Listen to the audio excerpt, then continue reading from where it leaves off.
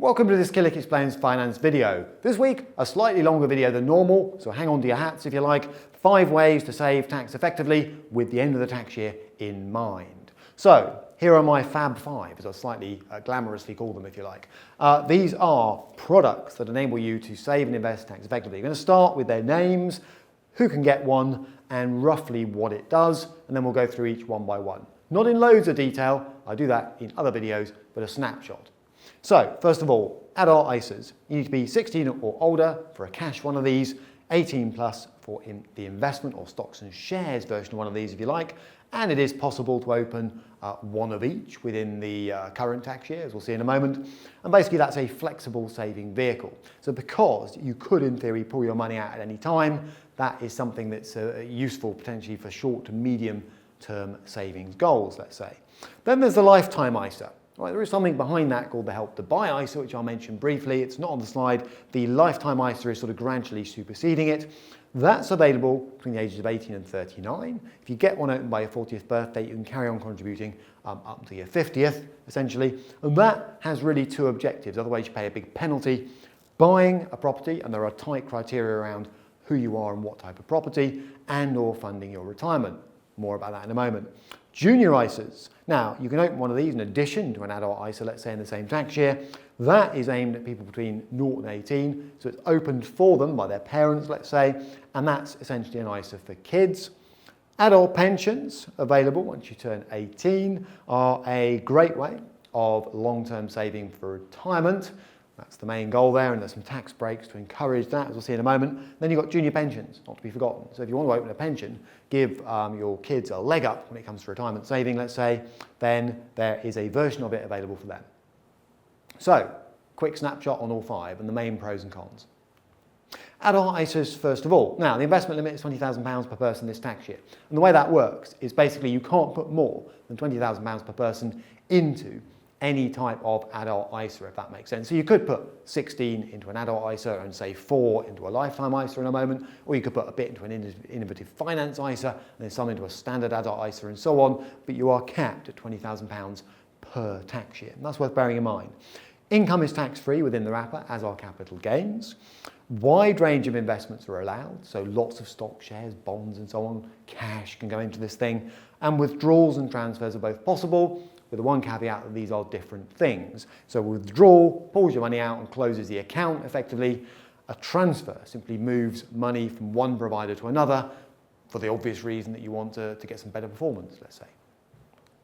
Now, I'll only show you one of these once, but this is effectively what this could do for you. So £300 per month, if you can afford that amount, over 25 years at 3 growth rates. What's more important really here than the absolute numbers on this slide is the difference between the green and pink bars. The green bar represents, if you like, the amount you've actually paid in, 300 times 25, if you like, times 12, with pink being the sort of tax-free growth you might achieve on top if you were to get that annual growth rate. Now, these are not guaranteed, certainly not guaranteed, but they're illustrative.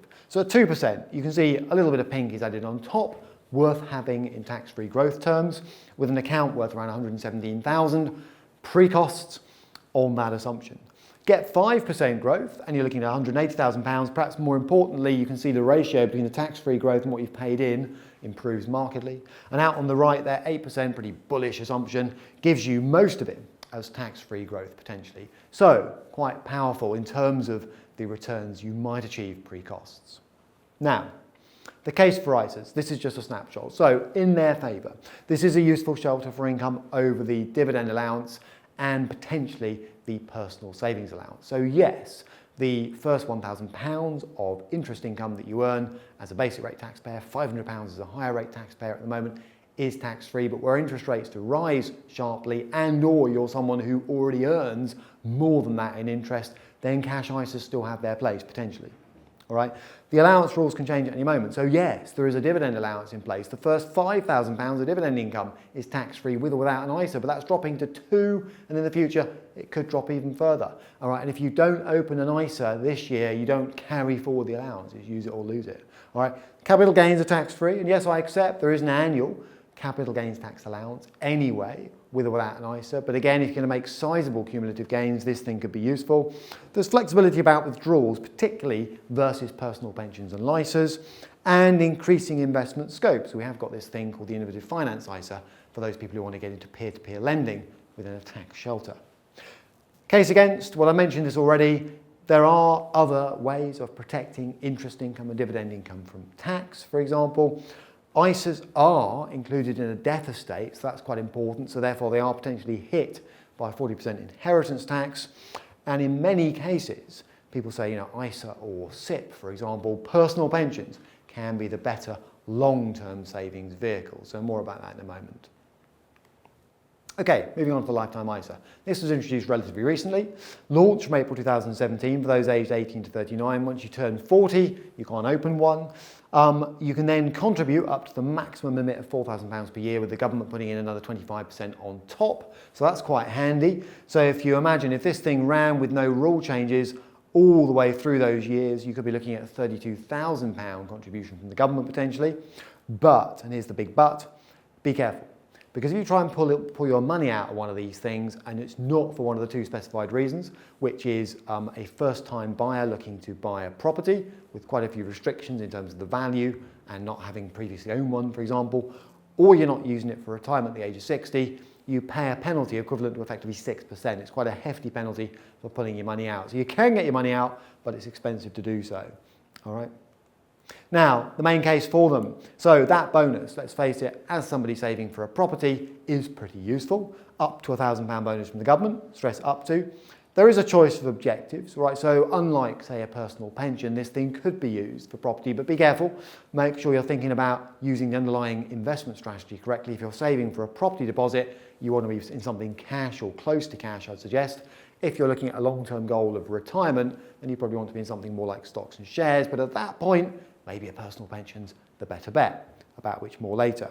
The ability to take out 100% tax-free will appeal to some people perhaps, compared to a personal pension where it's capped at 25% once you reach the minimum age, and the possibility of greater flexibility in the rules in the future. So having introduced this thing, you never know. Could be worth having one just in case there's more flexibility about what you can do with them later down the line. Case against, those penalties for early withdrawal are significant. Remember, with a standard ISA, there are none effectively. The property price ceiling, £450,000, may sound a lot, but in London, that may limit some buyers. Personal pensions, for a lot of people, are actually the better choice when it comes to retirement saving, particularly for employees, more about that in a moment, and there are relatively few providers. Okay, junior ISAs, number 3 of my Fab 5. So, this is basically an ISA for kids. It can be set up in addition to a standard adult ISA because it's not for you, it's for the kids if you like. So let's have a look at this. So anyone can contribute, anyone, parents, grandparents and so on, up to the £4,128 limit, and that's the current annual limit, available from birth, age 0. The ISA is managed by the child from 16, strictly speaking, with withdrawals from the age of 18. So bear in mind this is a product that you control till they turn 18 and then they control, essentially. It can be used in addition to a standard adult ISA, and like an adult ISA, there's complete flexibility about what goes into it. Could be cash, could be stocks and shares. But let's face it, if you're saving over that kind of time horizon for a child, you probably want to be doing something a little bit sexier than just cash, I would suggest. Now, the case for junior ISAs. This is a way basically to save tax efficiently for children, so that's quite nice. They can carry on contributing once they take control of it. They don't have to cash it in and spend it. And rates are typically better than child trust funds. If you've got a child trust fund set up and you're thinking the rate's not brilliant, you can now transfer into a junior ISA. And in fact, that gives you the possibility this tax year of effectively making 2 contributions into a junior ISA. One, a CTF transfer, and the other, this year's junior ISA allowance. On the flip side, the money is locked away until the child turns 18, so you can't get it and they can't get it, so it's a long-term product. Then they take control. And for some people that's good news, and for others, it's a little bit of a worry because essentially what they choose to do it, you no longer control. Cash rates are not great, but then I question why you want to be in cash for 18 years anyway, and you do need to shop around as costs vary. And for those people thinking, actually I don't want them to take control when they're 18, another possibility, I just mentioned it, is to perhaps earmark some of your standard adult ISA allowance for them, all right, and then maybe put less than the full 4,000 into a junior ISA, but that's very much a personal choice. Now to a huge topic, so just a snapshot here, personal pensions. So what do we got here? We've got a long-term tax wrapper for your lifetime or retirement savings, available from age 0, if you think about those junior pensions I'll be mentioning in a moment. There are several types, that's a bit confusing, so stakeholder, self-invested, personal pension and so on, but they all do a similar thing essentially, and the money is locked up. So this is one of those products where there's a great tax break up front, almost unbeatable, but the price you pay is lack of flexibility about withdrawals. Now, the way it works, just to recap, is this. As a basic rate taxpayer, the tax relief at source can effectively turn 80p from you into £1 invested. As a higher rate taxpayer, it's a bit fiddlier. There is a way to turn 60p into £1 invested, and for additional rate taxpayers, 55p into £1 invested. All right, but as I mentioned, a little bit fiddlier to do. So that's great. Then you get tax-free growth within the wrapper. At the end, at the minimum retirement age, just bear in mind you can only take out 25% tax-free. The rest is subject to your marginal income tax rate, but there's now a huge range of choice about what you actually do with the money beyond that first 25%. So, for pensions. Now, this is a key one. Your employer can contribute. That's not true of ISAs. It's not true of LISAs. So this is something to bear in mind. Most people would take their employer contribution if they can. It's the only product to offer higher and additional rate tax relief plus basic rate at the source. Up to 25% of the funding will be taken tax-free, and now there is a huge flexibility, as I mentioned, about what you do. So when you get to 55, for example, you can invest in an annuity, you can do drawdown and stay invested, and so on. And here's a big one. These are not usually now subject to inheritance tax. They normally fall outside the death estate. But you've got to be prepared to lock your money away. There's no way to get it out with or without a penalty, if you like. They're under subtle and persistent attack from the government too. So the government don't like the fact that higher rate and additional rate taxpayers get tax breaks on these things, and there's a chipping away lifetime allowance limits and tapering and so on, which I cover elsewhere. So just bear that in mind. That, in a way, though, is a reason to use your personal pension allowance rather than defer it. Now for junior pensions, just to wrap up. So this is essentially a pension for your child. So they will thank you later, even if it seems like an awfully long time horizon we're talking about. The way it works is a 20% tax relief at source. So if you put in 2,880, the most you can in one tax year, that becomes 3,600 invested. The investments are free from income tax and capital gains tax, and you can choose more or less the same set of investments within one of these wrappers as you would inside a standard pension wrapper, if you like, with the child taking control from the age of 18, all right, but unable to access the fund until they're, well, at least 57, and who knows, the rules could change. This is a massive time horizon you're talking about, but that's how it looks right now. So pros and cons, well, anyone can contribute up to the annual limit. The time horizon is enormous, which is brilliant in terms of compounding the initial sum up and giving them that kicker when it comes to their retirement saving. They can't access the fund until at least 55, and that is rising all the time. And there's a huge range of investments, all right? And that, for some people, is the main benefit. So they're looking at, junior ISAs and thinking, oh, crikey, they can get control at 18. With this thing, they can't. Now, the case against, unfortunately, obviously, setting one of these things up for a child, you're unlikely to ever see them enjoy the final benefit. So it does take a little bit of a leap of faith in terms of the benefit you want to offer. There's a high probability the rules will change, but then that's true across most products these days. And there is a lack of flexibility about when you can take the benefit. Okay, some closing thoughts then. So you'll be looking at all 5, thinking which is best, which do I go for? The best saving investment strategy is very much personal to you. That's a key to remember. The rules may and do change, all right, and that's worth remembering.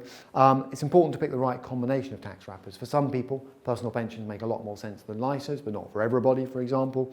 And try not to leave everything to the end of the tax year. 3 reasons for that. It's a rush. You need to get the cash ready at short notice, and you've missed almost a year's worth of compound growth, potentially. Lots of ground covered there. If you'd like to see other videos that go into some of these topics in a bit more depth, please go to killik.com/learn and go to the Tax Effective Savings tab.